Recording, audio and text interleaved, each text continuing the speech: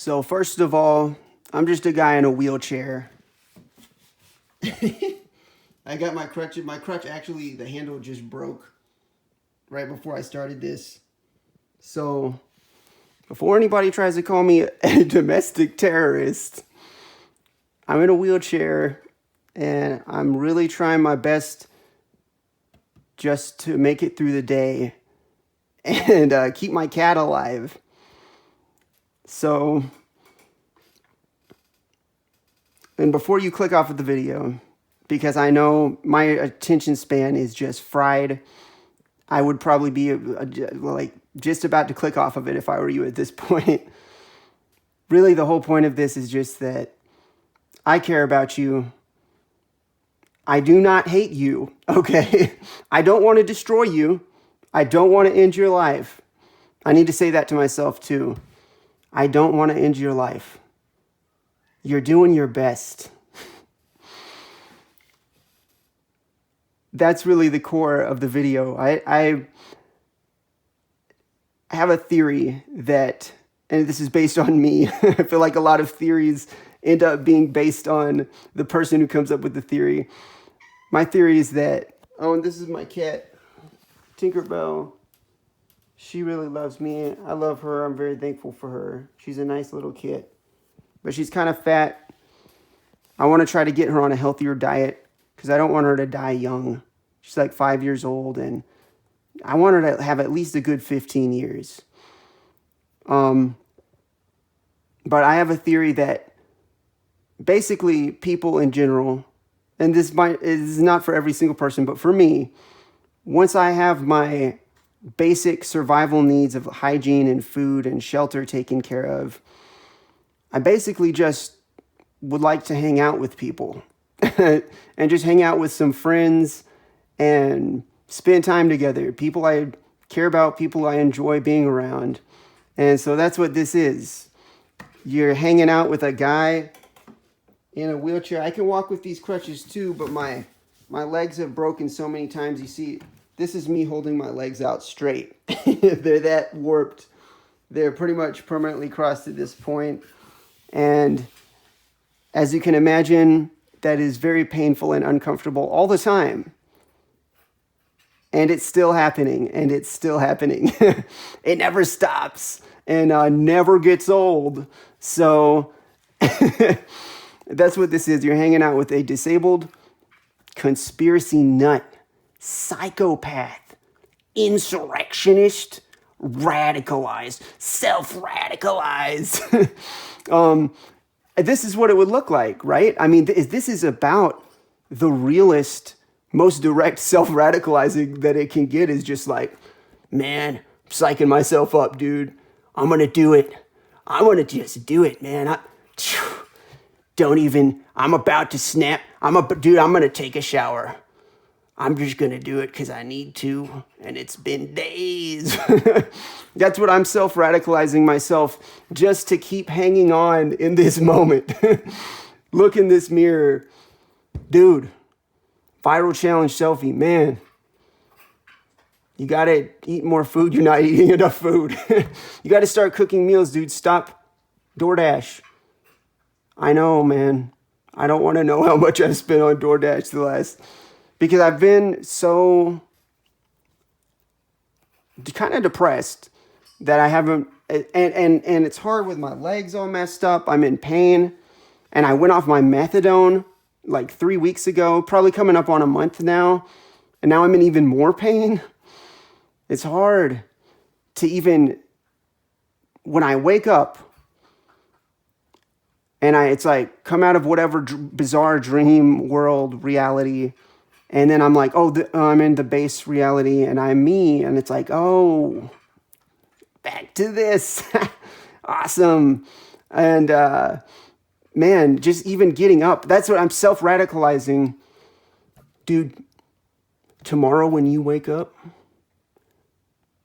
you get out of that bed and try to eat some food. And take your vitamins, even though it seems pointless.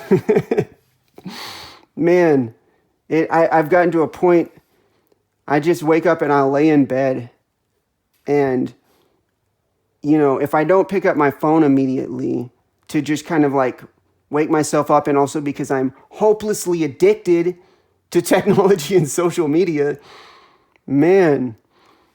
But if I don't do that and I'm like, no, I'm not going to look at my phone right away, I'll just lay there and just not get up and be like, man, oh, you're going to do it again. And since I went off my methadone and I don't have to go to my pain clinic anymore, I don't have a car. My family's on the other side of the country. My wife and I split up in October, and where I'm living, I don't know anyone. I have no friends. And since I don't have to go to the doctor anymore, I officially never have to leave my house anymore. I don't have to leave my house at all for anything. I order Instacart. I just have my groceries delivered, and DoorDash if I want to eat out. Man, I got to stop. DoorDash. Stop, dude. You're going to go broke. I don't want to end up homeless. That would be terrible. It's like to end up homeless, and it's like, well, I didn't have to be, but I was spending $30 a day on DoorDash and I've lost everything. Dude, stop, man. Self-radicalize. Just buy groceries from Instacart and make some food and like learn how to meal prep. So I officially never have to leave the house. And I apologize for not having my mask on. I know I'm alone in my house with my cat messing around in the closet. I should have at least 2 masks on right now. And I don't. But I feel like my lifestyle, I literally never have to leave. I'm just here all the time, sitting in this wheelchair, in pain, just hurting and uncomfortable with my legs warped. There's no position anymore. I can sit, lay down. It's just painful. My physical existence. The disease is called polyostotic fibrous dysplasia, if you want to look it up. And it's pretty rare. And I've told this story in one of my posts on Reddit. If you go back and you look through my post history about how my parents met in the first Gulf War, that was started based on the Naira testimony that even Google will tell you, this ain't a conspiracy theory. Google will tell you, if you look up Nayrah testimony, Google will say it was a false testimony that was read to Congress and that was used to justify the first Gulf War. It was like the false flag thing that the media latched onto and said, oh man, the babies in the incubators, the Iraqi soldiers are taking babies out of incubators and just setting them on the ground. And the girl, Naira, she just read it off a script, and it came out later it was a lie after the war had happened. And my parents met in basic training. They went to the first Gulf War. They both came home and had suffered all kinds of different symptoms of Gulf War illness, like a lot of other veterans. And then they had me with a genetic disease, like a lot of other Gulf War veterans with Gulf War illness, and the Iraqi people too. So my entire existence is kind of based on I'm suffering physically because of a war where they used depleted uranium ammunition, which is toxic waste ammunition. It's like that violates the Geneva Convention, but for me to even say, oh, they violated the Geneva Convention implies that they ever cared about the Geneva Convention. It's like the Geneva Convention is meaningless. It doesn't mean anything to them. Nothing they've ever promised or said, oh, here's the rules we'll follow. They've never done it. And so that makes me a conspiracy nut, psycho, domestic terror, maybe, because I don't trust the government or the media. None of them, guys, and ladies and gentlemen. And I don't mean to offend anybody. If you trust a certain politician or a certain media group, I don't mean to offend you by saying that I don't. And I would hope we could still talk and maybe work together on things and maybe hang out and be civil with each other and respectful. I don't hate you if you trust the media and government. And I mean all of them. The left, the right, if you show me Trump and Biden and put them next to each other, I'm like, why are you showing me the same guy? Two pictures of, I just see a gray blob that I don't trust, that I've never had an interaction with them, and everything I've seen from them, they seem completely fake. Everyone in the media, everyone in Hollywood, all the entertainers, all the politicians, period. None of them, I don't trust any of them, without even getting into specific details of like, well, here's what I think is going on. I don't need to tell you what I think is going on. I don't trust them, no matter what. I honestly don't know that anything is going on other than my own life. That reporting live, straight from the source, breaking news, this just in. This moment right here, this is all I can speak for. I can't tell you, I can't speak for my neighbor on the other side, but on either side, I can't speak for you or anyone. I know that I'm right here, I'm alive right now, sitting in my wheelchair with my legs messed up, making this video because I want to talk to you and I just want to hang out with you. I have no interest in being a politician or having power over other people or the whole dynamic of celebrities where the celebrity and the fans, I don't want to be worshipped. I'm a guy who is struggling to just get the motivation.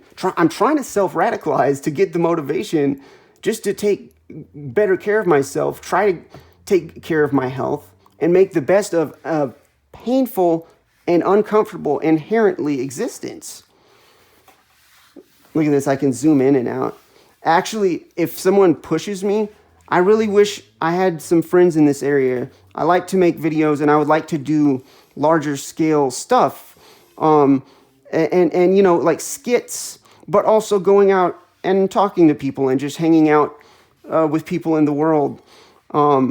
And if someone pushes me in this wheelchair and I'm holding a camera, it gets a really, really smooth shot. It's like a really smooth tracking shot. It's a good trick. I mean, if you're on pavement, it's a good trick. And I've seen people even do it in indie movies and stuff. They'll have a wheelchair or a skateboard or something where I love that. I love filmmaking.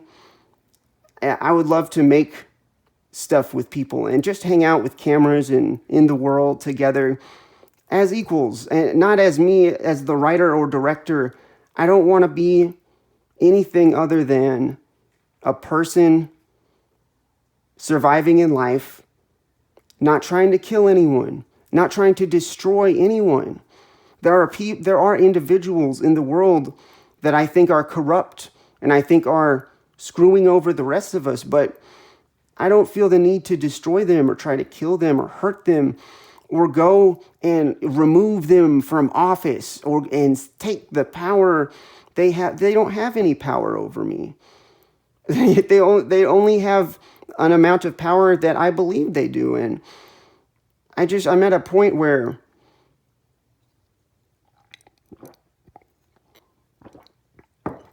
I don't trust any of them.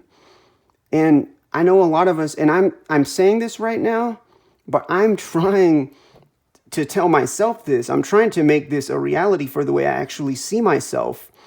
That, dude, you are no less than any of these people you don't trust. You don't matter less. You're not less powerful than them. You're not less significant. You're not weak. You're not disabled. Unless you believe you are. And I don't believe that you are either. Man, whoever you are watching this, I care about you. I want the best for you. I believe that most people just want to survive and hang out and be with other people, take care of your family and your friends, and just like have as long and healthy a life with the people you care about as possible. I want that so much for you. And I don't care if you identify as the left or the right, or if you trust people that I don't trust, or if you think I'm a nut or a psycho for not trusting the government and the media, it's okay. And I just want the best for you. I don't want to destroy you. I don't want to take anything from you. I want you to have as long and healthy a life with the people you care about. And that's what I want for me. And I'm thankful to be alive. I'm thankful to be here. And as hard as it is, it's painful. And I'm not just talking about my bone disease, my rare bone disease. The physical existence, yes, for me is harder than a lot of people. And to be fair, though, I've met people who were way more severely disabled than I was that made me feel like, oh man, dude, I have it good. It's a spectrum. It goes. And ironically, the people I met who are more disabled than me are actually more positive and like more just, man, it's incredible, the resilience and the strength.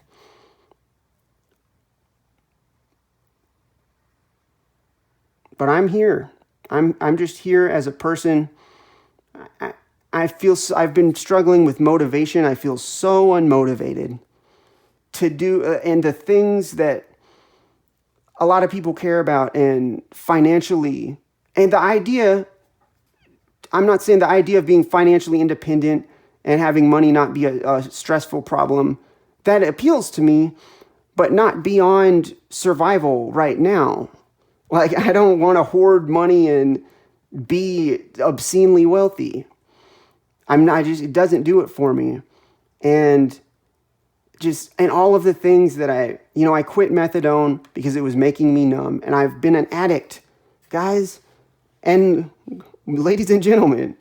I am a disabled guy. I'm not the Stephen Hawking guy who did some incredible academic scientific thing and succeeded and I am the disabled guy who is an addict and who has been an asshole to everyone around me for a long time. The majority of my adult life, I was just a selfish asshole to everyone around me. And I hurt people that I cared about the most in ways that I will always regret and feel guilt for. And they forgave me, but there are things you can do and things you can say to people that you can't take back. And it happened. And I don't want to be that guy anymore. I really man, if you're still watching this, I know I'm literally just a disabled guy rambling, just talking to himself and also everyone else on the planet in the mirror. I'm trying to self-radicalize. You're damn straight. I'm trying to self-radicalize. The media talks about it like this disgusting thing, like radicalized people. And I'm like, man, I do want to be radical and I do want to be radicalized. But there's another path. It's not just, radicalism leads to terrorism and violence and killing sprees and violent terrorism, man. I'm trying to get at and figure out what would the opposite of a killing spree be? What would the opposite of strapping a bomb to my chest and being like, man, life is so bad, or this nation or these people, whoever, whatever target that I have that and I want to destroy. I don't feel the need to do that. I want to live, man, and I want as all of the people like me just trying to survive, and you're not murdering people, you're not raping people, you're not sex trafficking people and children at the highest levels. If you're not doing that stuff, man, we're on the same side in my book. And maybe you don't see it that way. And maybe you say, well, if you don't trust so-and-so politician or you think the media lies, then we're not on the same side. But I think we are, man. And that's my opinion. That's just like my opinion, man. Like the Big Lebowski. I'm here. I'm a disabled guy physically. only physically, really. In every other way, I'm just like anyone else. And man, the mental and psychological and spiritual struggle of life is by far the hardest. I mean, my legs being messed up, it is very hard. And it's a layer that is on my life that is hard. But coping with things, coping with reality mentally, psychologically, spiritually is the real thing that makes me feel disabled at times. Compared to the messed up legs, and I got it in the left side of my skull too. I don't know if you can tell. You can kind of see maybe like the left side is bigger because I got tumors in the left side of my skull in every bone. And man, this is 20 minutes. This is 20 minutes, but that's okay. I know it's like you're just hanging out with me at this point. But I definitely don't want this to be a 3-hour video. I'm just reaching out to you just as a person. I care about you. Just know that. I know, man, the whole lockdown and quarantine thing is crushing a lot of people. And I see these stories about suicide, people committing suicide, kids and teenagers committing suicide at higher rates than normal. And to be fair, the suicide rates were already in 2019 and like pre-virus, suicide rates were really blowing up over the last couple decades. And my dad and his dad both shot themselves. And that's something that I've ruled out because of that family history and because I know when my dad did that, the pain from that, man, and I've got a family that loves me and people that love me and who have helped me and supported me, even though it's like, why? What? And then the survival of the fittest system, what's the point of keeping a guy alive with messed up legs? Like, what have I really contributed? You got me, man. I owe my life to the people who have helped me and the people who have loved me and the people in the system who help me, the Instacart and DoorDash people who bring me my food. And they're the social contact I have, really, that's not social media. I really care about you. Just please know there's a guy in a wheelchair who's here. This is my bedroom. If I'm not in my bedroom, I am either in my living room or my kitchen. Period, or my little backyard. Know that there's a guy, and this is my version, this is my Capitol. This is my insurrection at the Capitol. This is my self-radicalized conspiracy nut. This is my Capitol. And wherever you are, I believe that whatever your zone is that you live and where you're trying to just stay safe, I think that's your Capitol. I don't think that we even need to go to capitals or force politicians to resign. We can let politicians and media continue thinking that they're the kings and that they're hot shit.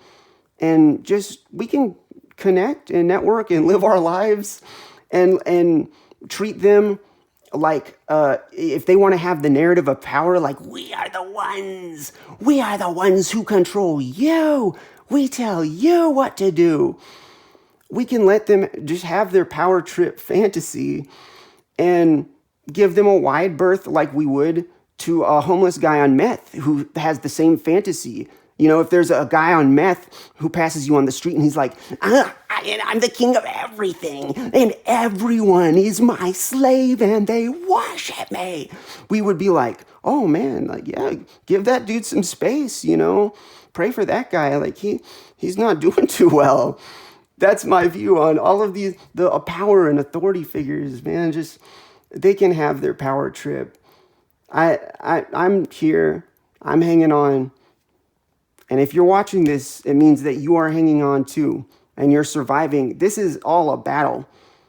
It's not something to be taken for granted that you're still alive right now. There are a lot of things trying to crushing down on us and darkness trying to get us to destroy ourselves. If you're still here, that's no small thing. And I appreciate you. And if you watched this whole thing, man, 25 minutes, that means a lot to me. And let me know if you wanted to make a video or talk to me in any way. My ideal scenario would be that this is not a one-way interaction. My ideal scenario would be that someday, you know, if you see something and you feel like we could be friends, that one day I don't have to speak through this camera and maybe you could really be right here and we could give each other a fist bump or a hug or whatever you're comfortable with and hang out and talk and have it be back and forth fully equal. That's what I want. Man, I've been craving that so much. The real human connection, the social media doesn't cut it. And the typing the words from behind a username, I want to look you in the eye and have you actually be here and just speak to you honestly. Just as a person, not